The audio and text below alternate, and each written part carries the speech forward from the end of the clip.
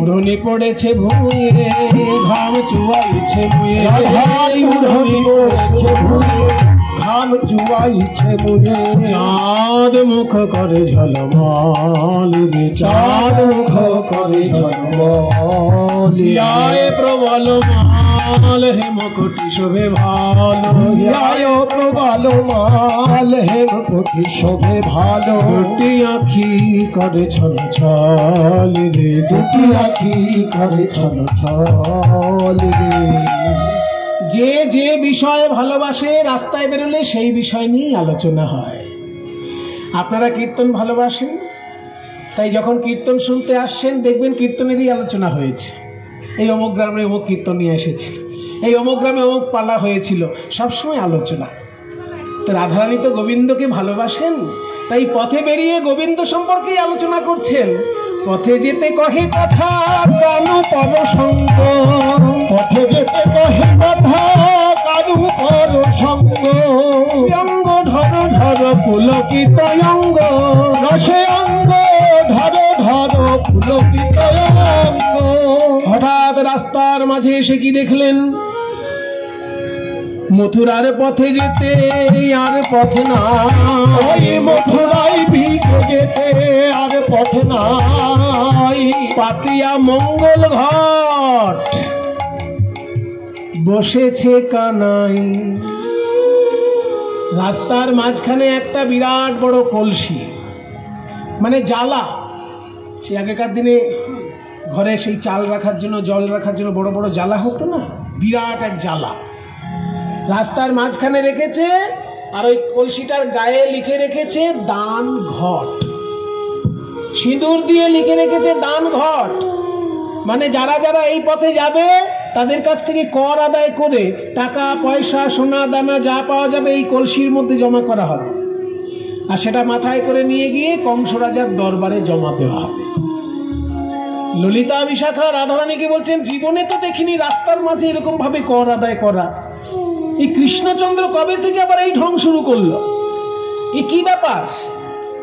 মানে রাস্তার মাঝখানে একটা বড় কলসি, সেই কলসিতে দান ঘট লেখা আছে।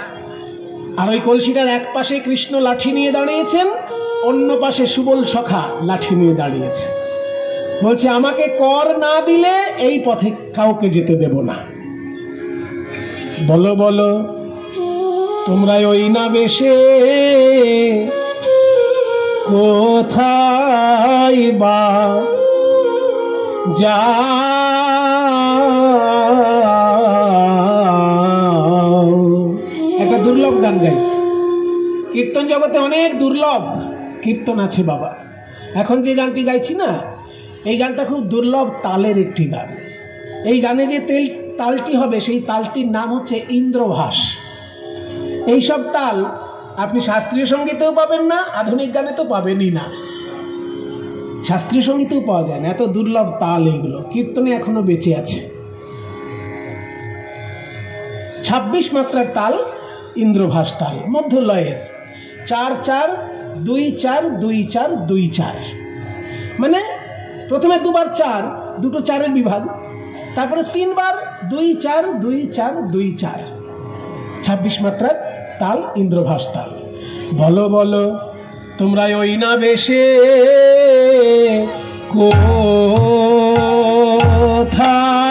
কোথায় বা যাও গোপালিনী, হে বলো বলো কোথা তোমাদের ঘর হে। কাটান বলো তোমরা কোথায় বা যাবে এন সুন্দর বেশে দুটি বাহু জোলাইয়ে ও গরবিনী গরব ভরে বলো তোমরা যাবে হে সুন্দর বাহু ঝুলাই 23, 24, 25, 26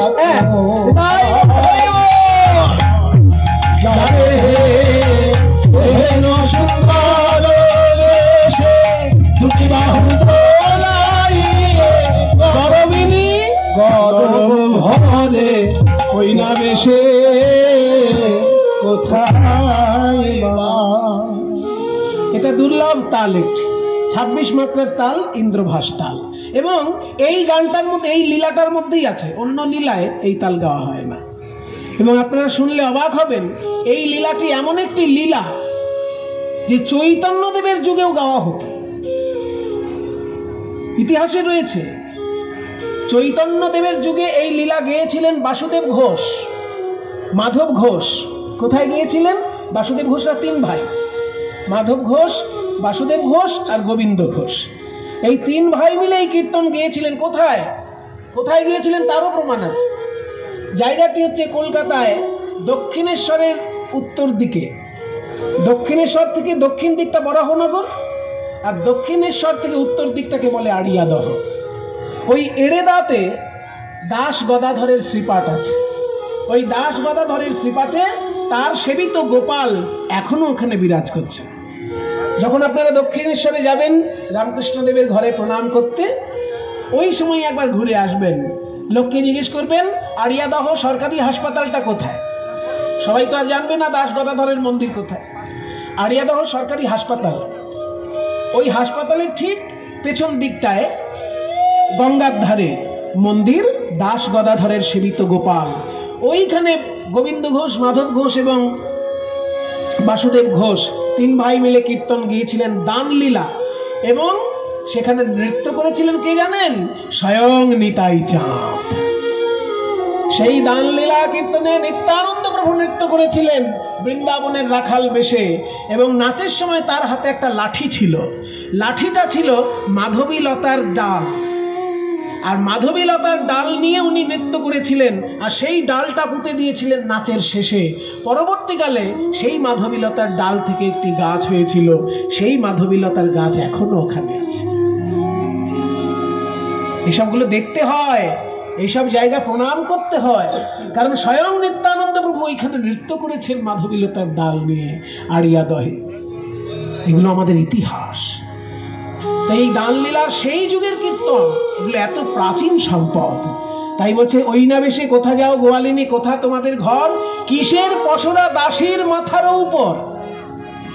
ললিতা বিশাখা বলছে যে আমাদের মাথায় কিসের পশরা, তোমাকে বলবো কেন? হ্যাঁ, কে তুমি? দধি দুগ্ধ ঘৃত ঘোলে পশরায় আমার, দধি দুগ্ধ ঘৃত ঘোলে পশরায় আমার। কে তুমি? তোমার বলে উলাবো পশা। আর কে তুমি? তোমার বলে উলাবো পশা। তুমি কে যে তোমার কথা এই পশরা নামাবো নিচে? আমি কে? আমাকে তোমরা শুধু বৃন্দাবনের রাখাল ছেলে হিসেবেই চিনলে। আমার যে কত পরিচয় তা তোমরা এখনো জানো না। যত দিন যাবে তত তোমরা আমার নতুন নতুন পরিচয় পাবে। শুনবে একটা গোপন কথা, এই গরু আর গোবর এই নিয়ে আমার ছোটবেলা থেকে কৈশোর পর্যন্ত কাটছে। তাই গরু গোবর ঘাটতে ঘাটতে ঘাটতে ঘাটতে আমার একবার মনে হলো আমি একটু সরকারি চাকরি করব। আর গরু গোবর ঘাটতে ভালো লাগছে না, সরকারি চাকরি চাই। এই জন্য আমি কংস রাজার দরবারে একটা আবেদন করেছিলাম। আর কংস রাজা আমার মতো উপযুক্ত পাত্র দ্বিতীয়টি পাবেন না বলে আমাকে একসঙ্গে 2টো চাকরি মঞ্জুর করেছে।